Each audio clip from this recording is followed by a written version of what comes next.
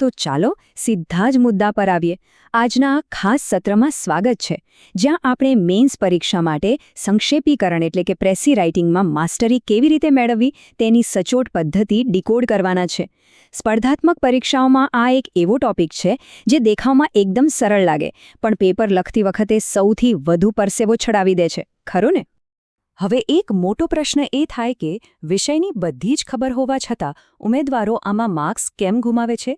બધું જ સાચું લખ્યું હોય એવું લાગે, ભાષા પર સારી પકડ પણ હોય, છતાં રિઝલ્ટ આવે ત્યારે ધારી સફળતા મળતી નથી. આખરે આ સામાન્ય લાગતી મુશ્કેલી પાછળનું અસલી કારણ શું? આજના આ સત્રનો એજન્ડા એકદમ ક્લિયર છે. આપણે માર્ક્સ કપાવાના કારણો, 6 સરળ સ્ટેપ્સ, સાચું ફોર્મેટ, ટાળવા જેવી સામાન્ય ભૂલો, પૂરા માર્ક્સ લાવવાની ટિપ્સ અને છેલ્લે કોમ્યુનિટી સપોર્ટ વિશે ફટાફટ ચર્ચા કરીશું. તો ચાલો સૌથી પહેલા વિભાગ તરફ આગળ વધીએ. માર્ક્સ શા માટે કપાય છે? જો વાસ્તવિકતા એ છે કે માત્ર ફકરાને વાંચીને સમજી લેવો પૂરતો નથી. સાચી પદ્ધતિનો અભાવ જ અહીં સૌથી મોટો વિલન છે. જો કોઈ ચોક્કસ સિસ્ટમ કે મેથડ ન હોય તો લખાણ દિશા ભટકી જાય છે, અને જ્યાં દિશા નથી હોતી ત્યાં બિનજરૂરી લખાણ થાય છે, અને માર્ક્સ કપાવા એ લગભગ નક્કી જ છે. તો પછી આ સમસ્યાનો સચોટ ઉકેલ શું છે? વિભાગ 2, 6 સરળ પગલાં. આ પ્રક્રિયા ખરેખર ખૂબ જ રસપ્રદ છે. સૌથી પહેલાં મૂળ ફકરાને ઓછામાં ઓછો 2 વાર ધ્યાનથી વાંચો. પહેલી વાર ખાલી સમજવા માટે અને બીજી વાર અગત્યના મુદ્દાઓને અંડરલાઇન કરવા માટે. આ સમયે કહેવતો, દાખલાઓ કે વધારાના ઉદાહરણોને સાઇડમાં રાખી દો. આવું કરવાથી ફકરાનો મેઇન આઈડિયા એટલે કે મુખ્ય વિચાર તરત જ પકડાઈ જશે. હવે આવે છે અસલી કામ. ચોથું સ્ટેપ છે મૂળ લખાણને કોપી પેસ્ટ કર્યા વગર પોતાની એકદમ સરળ ભાષામાં લખવું. પાંચમું, તેને મૂળ લંબાઈના ત્રીજા ભાગમાં એટલે કે ફક્ત 1/3 શબ્દોમાં જ સમેટી લેવું. અને છેલ્લે એકદમ પરફેક્ટ અને અર્થપૂર્ણ ટાઇટલ એટલે કે શીર્ષક આપવું. બસ આટલું જ કરવાનું છે. હવે થિયરી તો સમજી લીધી, પણ પ્રેક્ટિકલ અમલ કેવી રીતે કરવો? વિભાગ 3, ફોર્મેટ અને ઉદાહરણ. પરીક્ષાના પેપરમાં આનું ફોર્મેટ એકદમ સાદું પણ ક્રિટિકલ હોય છે. શીર્ષક હંમેશા પેપરની મધ્યમાં સૌથી ઉપર આવવું જોઈએ અને બરાબર એની નીચે સંક્ષિપ્ત ફકરો. આ જ તે ક્લિયર ફોર્મેટ છે જે પેપર ચેક કરનારને પહેલી નજરે ગમી જાય છે અને સારો પ્રભાવ પાડે છે. અને એક ઉદાહરણથી સમજીએ. અહીં મૂળ લખાણ જુઓ. સમય જીવનની સૌથી કિંમતી સંપત્તિ છે. જે વ્યક્તિ સમયનો યોગ્ય ઉપયોગ કરે છે તે જીવનમાં સફળ બને છે. હવે સામે તેનું સંક્ષેપીકરણ જુઓ. સમયનો સદુપયોગ જીવનમાં સફળતા અપાવે છે. અને ટાઇટલ આપીએ છે સમયનું મહત્વ. જુઓ, 2 મોટા વાક્યોનો આખો અર્થ માત્ર એક જ નાનકડા વાક્યમાં કેટલી સુંદર રીતે આવી ગયો. આ જ તો કમાલ છે પ્રેસી રાઇટિંગની.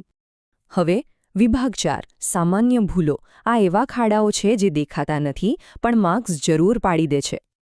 બધું આવડતું હોય છતાં કેટલીક ભૂલો ભારે પડી શકે છે. જેમ કે બહુ લાંબુ લખી નાખવું, મૂળ વાક્યો બેઠે બેઠા ઉતારી દેવા, અથવા તો મેઇન આઈડિયા જ ભૂલી જવો. આ ઉપરાંત વ્યાકરણની નાની નાની ભૂલો કરવી અને ઉતાવળમાં ટાઇટલ જ ના આપવું, આ બધું સ્કોર માટે એકદમ ખતરનાક છે.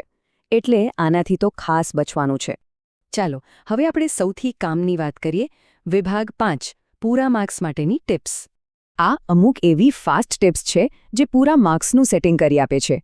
એકદમ સરળ ભાષા વાપરો. વાક્યો ટૂંકા અને મુદ્દાસર રાખો. વ્યાકરણ એકદમ સાચું હોવું જોઈએ. અને હા, અક્ષરો એકદમ ચોખ્ખા કાઢવા.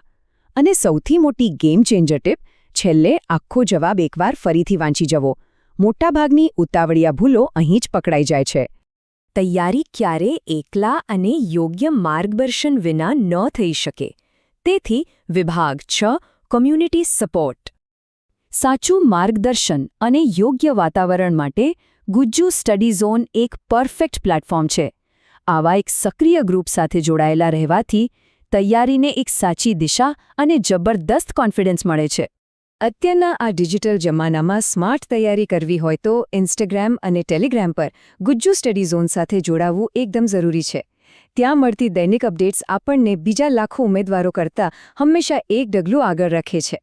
અને હા, ગુજ્જુ સ્ટડી ઝોનની યુટ્યુબ ચેનલ સાથે જોડાયેલા રહેવાથી ભવિષ્યમાં આવા જબરદસ્ત અને ડીપ ડાઇવ સત્રો ઘરે બેઠા મળતા રહેશે, કારણ કે સતત નવું શીખતા રહેવું એ જ તો સિલેક્શનની અસલી ચાવી છે.